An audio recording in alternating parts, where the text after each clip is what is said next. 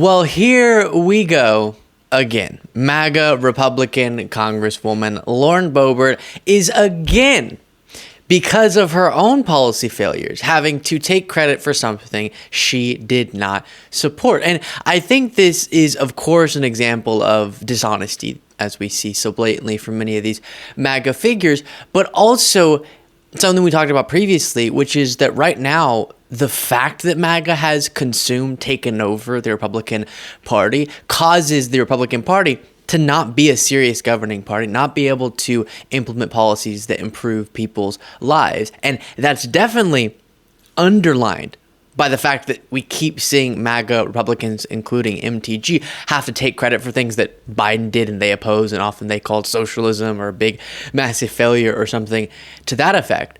But it also is a reminder of why we see these absurd distractions from them. Because if you can't keep people's attention and justify your own presence in these positions of power with policy achievement, then you instead have to do ridiculous impeachment efforts against Biden in the case of James Comer's investigation. And you have to hold all of these absurd political stunt hearings. You have to show up at Trump's court appearances and make these bombastic claims about how this is the biggest witch hunt in American history. So those are distractions from the policy failures.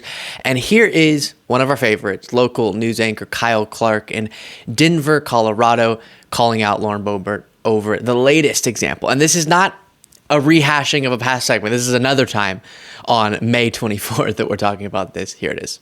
Republican Congresswoman Lauren Boebert is again taking credit for a project in Colorado that she voted against.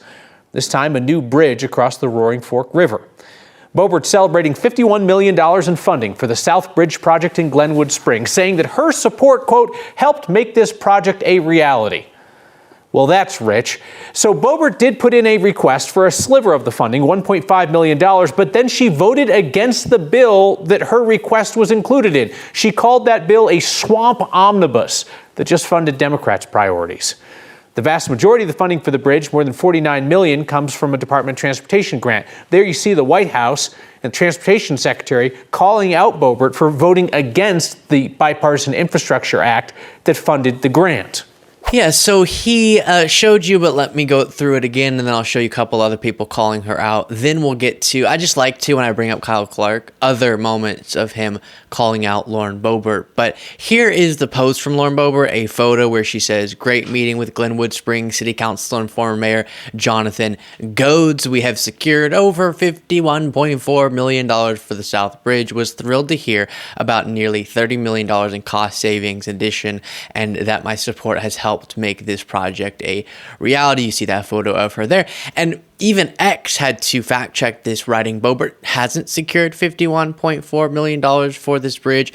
The money came from a Biden-Harris grant that's a part of the Rural Surface Transportation Grant Program, which itself is a part of the Infrastructure Investment and Jobs Act, which Boebert voted against. And I know, sorry, as I'm smacking my mic trying to get my earpiece situated, sometimes these segments might feel a little redundant if you watch the show consistently, but I think there's so much about these types of stories that embodies a broader phenomenon in American politics, as I referenced earlier. And so, yes, it's important to call this out because we don't want people like Lauren Boebert taking credit for things they fought against. And also, it's a good chance to talk about that broader phenomenon. Before going any deeper, though, let me show you the last time that Kyle Clark had to do this exact same thing and call out Lauren Boebert for her dishonesty on taking credit for things she voted against. Republican Congressman Lauren Boebert is once again taking credit for federal funding for Colorado projects that Boebert actually voted against. Boebert's office sent out a news release bragging about her role in securing funding for projects like highway safety improvements and water reservoir construction in southern Colorado. Boebert requested that funding through the earmark process, which is when members of Congress add local projects to bigger spending bills. In this case, Boebert's earmarks were part of the government spending bill that passed in early March. Boebert is one of 40 Republicans who obtained earmarks and then voted against the bill. She was out calling it, quote, swamp omnibus bill, and said that it funded Democratic priorities. And watching that again, it really does make clear how repetitive this is no matter how many times Lauren Boebert gets called out for it, or others. We'll look at a clip later on just because I like returning to it of Maria Salazar, another Republican congresswoman, being confronted in an interview that we've looked at. But no matter how many times it happens, I guess the backlash they get from being called out doesn't reach a ton of people, so it works great for them to still have that photo of them, in the case of Salazar, having the check signed of money going into her district that she opposed. You can't do that. You can't take credit and also celebrate the implementation of something that, if you had your way, that wouldn't be happening. It's one of the most aggravating elements of these stories that we talk about. But the broader phenomenon that I referenced is you really do have this stunning contrast that a lot of people don't quite understand, which is you can have issues, and there are issues to be had with the modern Democratic Party, of course, and make those criticisms.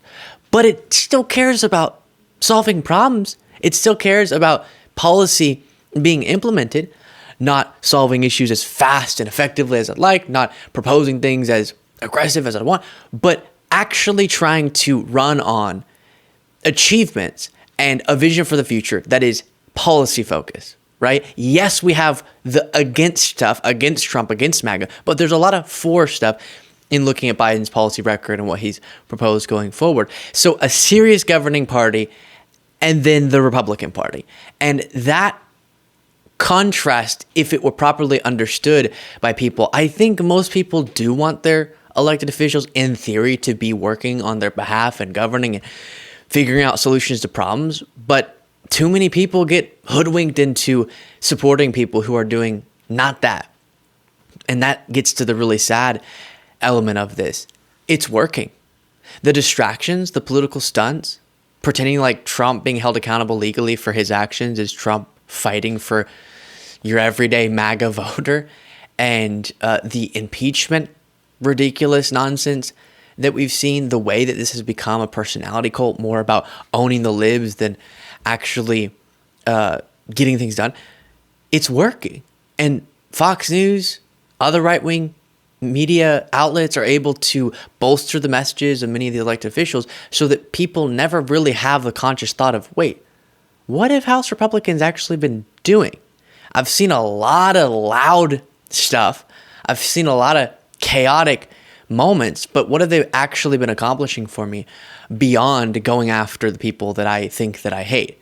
And the fact that it's working is frightening. And what it says about the current moment and how people are getting their information. Here's another clip we've looked at of Pete Buttigieg pointing out in one of the last rounds of Lauren Boebert being called out this same hypocrisy. How we know that these achievements are really phenomenal and delivering good results for the American people is that even Republican members of the House who voted to prevent them are still there to celebrate them when they actually happen. Representative Boebert has written letters of support for projects in her district to be funded with President Biden's infrastructure package that she didn't just vote no on, but referred to as garbage. That didn't stop her from saying that garbage, I guess, as she had called it, was going to be good for her district. And sure enough, when the project is a good project, we're going to fund it, regardless of the politics. So we're doing a project on I-70. We're doing another one that is benefiting the city of Pueblo and helping it reconnect the kinds of highway, road, and street improvement projects that motivated President Biden to fight so hard to get that infrastructure package done in the first place. And one of the things, continuing on my earlier point, that I think about a lot is we do need to unite the country. I feel that. But as I've now repeated a few times, you don't unite in a meaningful sense just for the sake of unity. You have to unite around some basic fundamental principles. That's what makes unity valuable, is that you're uniting around something that matters. And so I want the country to be more united. I do think the vast majority of Americans want to see the continuation of democracy, want our elected officials to do more in effectively governing. But then it's clearly people aren't understanding how we get there. And I do think the path to a future where we're having more level-headed policy discussions, it's not all fear-mongering about drag queens or something, and instead more serious discussion, is by pushing out of our political conversation these MAGA leaders. And that's just by voting them out, making them politically irrelevant. And then we can disagree, and we want to disagree. It's good democracy, baby. Let's have these debates and discussions about policy, but it can be not so, first of all, divisive, but also not so existential. Right now, with the threat that Trump poses to democracy, there's just constant dread about where this could lead. But we get past that and somehow force the Republican Party to get back to a serious governing party that isn't such a personality cult that it would sacrifice democracy for that guy. That's how we get to that better future. Here's Biden in a past moment also calling out Boebert. The historic investments we're celebrating today is in Congressman Boebert's district.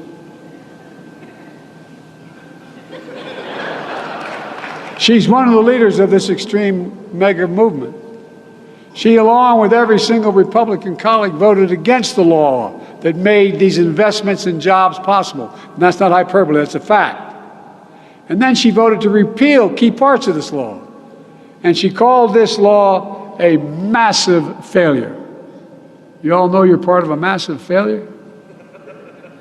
Tell that to the 850 Colorados who get new jobs in Pueblo and see us win thanks to this law. Tell that to the local economy that's going to benefit from these investments.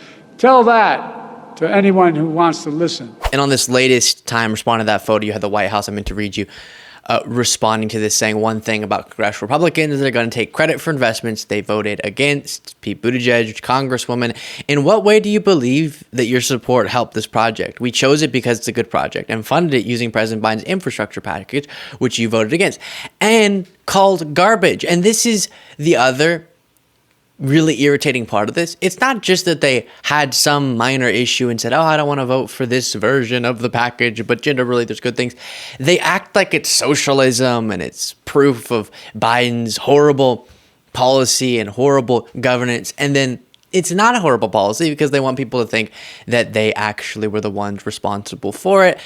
And then I did promise you this brutal but fantastic interview moment with Republican Congresswoman Maria Salazar, where she was caught in a lie, where she was holding, as I told you, the check signed by her, talking about the money going to her district, and then the interviewer exposed why that was so absurd. Last month, you were at FIU and you presented a check for $650,000 to help small businesses at FIU. But you voted against the bill that gave the money that you then signed a check for and handed and had a photo op, the Consolidated Appropriations Act of 2023, right? You voted against that bill.